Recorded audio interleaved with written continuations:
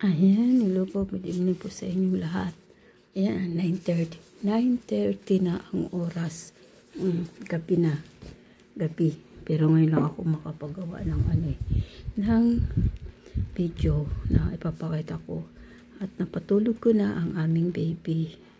Ang aking alaga. Ito kasi gusto ko ipakita itong klase ng aking bato. Ayan tingnan niyo. Ang bato ko, ano ba talaga to? Kasi nakuha ito doon sa ilalim ng lupa. Ayan, itong mga klaseng bato na to, ng mga bilog-bilog na to, na kulay. Ito, kulay na to, kulay ganyan Ayan, magmula sa ayan maliit ayan ito, ayan, pinakamaliit ayan. Tapos ayan na, lumalaki na, ayan, lumalaki, ayan.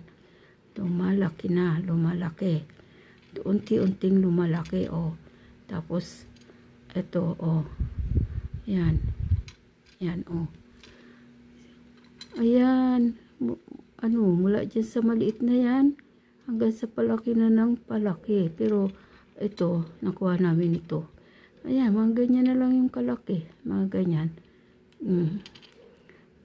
Naisip ko tuloy, kung ito ba ay yung isang klase ng bato omo. Kasi yung pinapanood ko noon na isang vlogger nung pandemic, mayroon siyang mga bato omo, mga ganitong kulay na bato omo. Pero ang lalaki yung bato omo niya, yung ganitong kulay. Ang lalaki. Tapos, ito siguro lalaki pa ito. Kung hindi lang, kung pinatagal-tagal pa siguro to, kung matagal na siguro ito na pa, bago nakuha, baka lalaki pa. Kasi ganito na lang kalaki yan, Ganyan na lang yan, ganyan, mga kalaki, ayan, mula sa maliit, maliit, tapos palaki na ng, palaki. Kasi, ayun nga, yung tatlong klase ang bato omo na kulay, di ba? Yung black, tapos yung white, tsaka yung ganitong kulay. Kung tawagin ay batong engkanto. Kung ano-ano man nalalaman ng lola nyo Hindi kasi napanood ko lang naman ito sa mga yung mga vlogger spiritual. Yung mga pinapakita nila na klase ng mga bato. Mga rare stone. Yan, matawagin rare stone. Ayan. Yung mga ito, sinasabi nilang yung mga magandang bato na nagbibigay ng swerte pag may hawak ka. Yung mga bato omo nga, ayan nga, sinasabi nilang mga magaganda na gawing pampaswerte, lalo sa mga business, yung mga may business. Tapos hindi lang pampaswerte, meron din yan yung protection din. Tapos yung napanood ko kasi noong 2020, nung pandemic nga, hindi pa ako nag-upload sa channel ko. Sige lang ang panood ko sa mga vloggers. Kasi nga, yung nakahiligan ko ang panoorin, yung mga vloggers sa spiritual. Hindi yung sa kung ano-anong mga ibang binablog. Basta ang gusto ko yung sa spiritual, tsaka yung mga vloggers na nagbibigay ng, yung mga nagtuturo ng mga, yung mga mutya-mutya na galing sa kalikasan. Doon ako nagkahilig, manood, kasi sila, nagtuturo sila nung mga, para gumaan ba ang pamumuhay, kung paano, yung mga lucky charm, yung mga ganun ba. Tapos kung may mga problema, kasi siyempre, hindi lang naman kasi, yung kumbaga, kailangan mo rin yung mga ganito na mayroon din mga, rin ito ang tawag dito, yung may iba rin na hawak ba, na bukod sa nagdarasal na, may iba ka pa rin na hawak, na mga ganyan, mga lucky charm.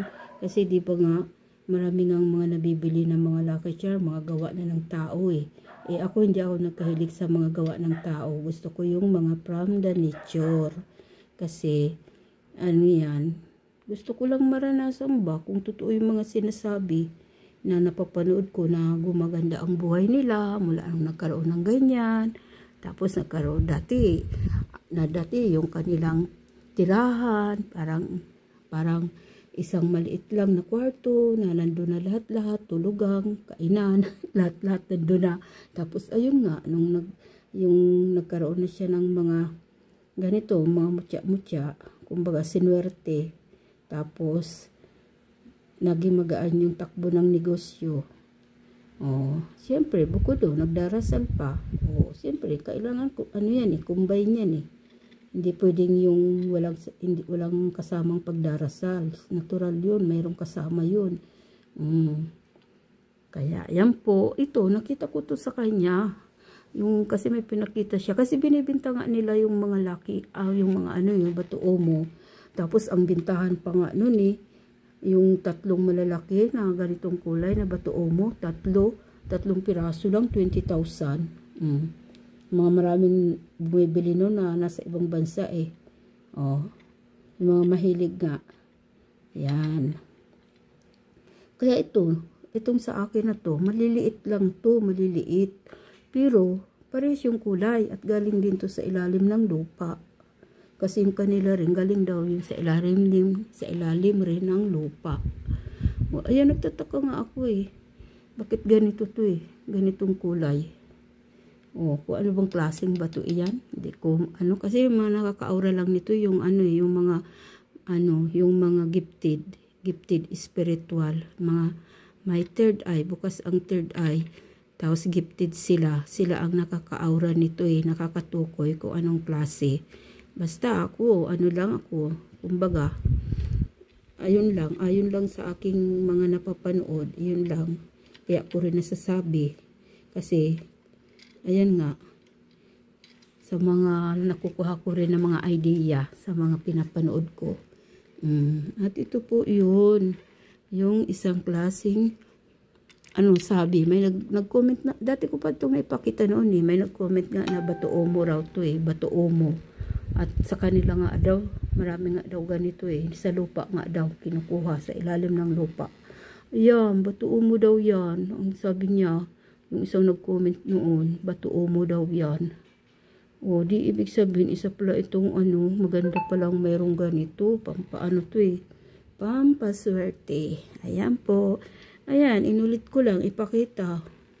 Kasi marami to eh. Marami, nandyan, nakaligpit. Ito lang, pinakita ko. Kasi gusto ko ngang ipakita doon sa mga new friend ko na hindi pa nakikita yung mga collection ko na mga bato-bato. Mga bato-bato na kung tawagin mutya from the nature. Ang dami kong mga hawak na mga yung mga nakukuha ko ba na mga kakaiba. Ayan. Yan lang po. Ito lang ang aking maipapakita sa ngayon. Kasi hinahabol ko kasi ang oras ko eh, baka ako nakapag-video eh, yung yung wala na akong ginagawa, kasi busy nga ako sa araw. Ayan.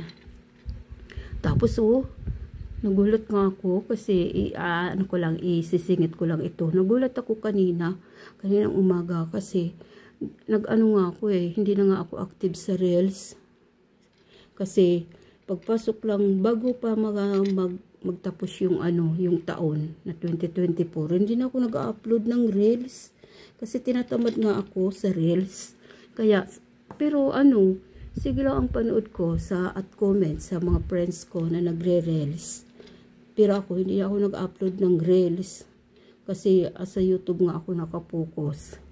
Tapos dyan, nagulat na lang ako kasi bigla akong nagkaroon ng gana na ipagpatuloy yung Reels, kasi nga yung mga napapanood ko, mga friends ko na natutuwa nga sila kasi ayun na nga yung mga pinapakita nila na mayroon na silang mga naiipon na mga kulay green ba, yung mga dollar sign yung kanilang mga kinikita. Tapos, ayun, bigla akong nakaisip. Nasa ko, pagpatuloy ko kaya yung ano ko, pag-upload ko sa Reels. Tapos, nag-upload nga ako sa Reels. Tapos, ayun, isang araw pa lang yun na nag-upload ako. Tapos, ayun, biglang nagkaroon na doon sa notification ko na kinukongrats na ako kasi naabot ko na yung level 3. Hindi ko akalain natutulog yung ano ko, yung Reels ko. Tapos, ayun, na-reach ko na yung hanggang level 3. Oh, kaya yung kinukongrats na ako ni Lolo. Tapos ipagpatuloy ko nga daw. Tapos ayun, kaya nag-umpisa uli akong mag-upload ng Reels. Oh, kasi hindi ko akalain na kukuha ko na yung ano, yung ganun, na nakapasa na ako doon sa 3 level na yun. Kasi dati pa man, mayroon na talaga akong nakapundo na 5,000, mahigit 5,200 na followers. Yung mga FB friends ko ba, siyempre, di followers ko na yun, di ba? Automatic na yun eh. Tapos dyan, nagbawas nga yun ng 1K, kasi hindi na nga ako active eh. 5.2 yun eh. Tapos, nung hindi na ako nag-active, nag 5.1. Tapos, kanina, dahil nag-upload na nga akong 2. Tapos tuloy-tuloy na yung pakipag-engage ko sa mga friends ko at sa iba pang friends. Bumalik yung 5.2 na ko, followers. Ipinalik yung 1K na binawas sa akin dahil sa hindi na nga ako active. Nababawasan yung followers ko. Tapos ayun, bumalik uli, nag 5.2 uli yung aking followers. Kaya ayun, nagkaroon uli ako nagkaisipan na ipagpatuloy ko uli yung pagre-reels ko. Kaya nag-upload naman uli ako sa Reels. Ayun. Kaya ito naman tuloy na sa YouTube ko. Ayan. Kung kailan na lang ako may time, tulad ngayon, gabi na, saka lang ako magbibideo. Pag may time na ako, pag wala na akong ginagawa, matulog na yung alaga ko, yun, doon pa lang ako makakapag-upload. Ayan po, makakagawa. Kasi, yun lang, time ko.